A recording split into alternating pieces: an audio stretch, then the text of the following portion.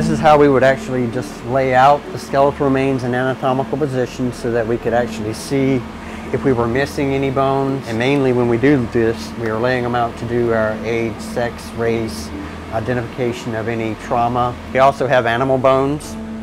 We do get cases, individuals finding bones on their property, and they need to know if we are dealing with human versus non-human bones.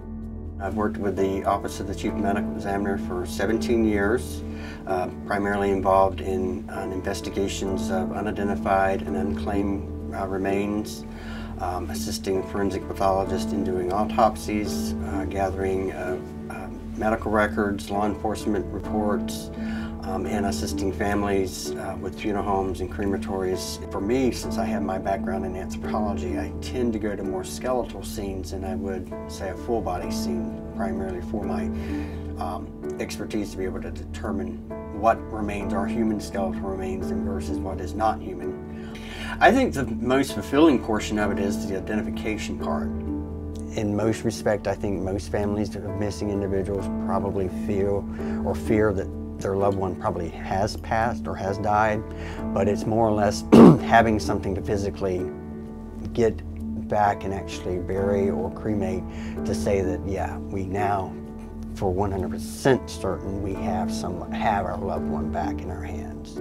Same thing if we had, say, like a watch or a ring to say to return to the family that they knew was their loved ones, then we could say, hey, we do have something to give you. We had a case which a 1985 skeletal case that we had here was identified in 2012 through DNA.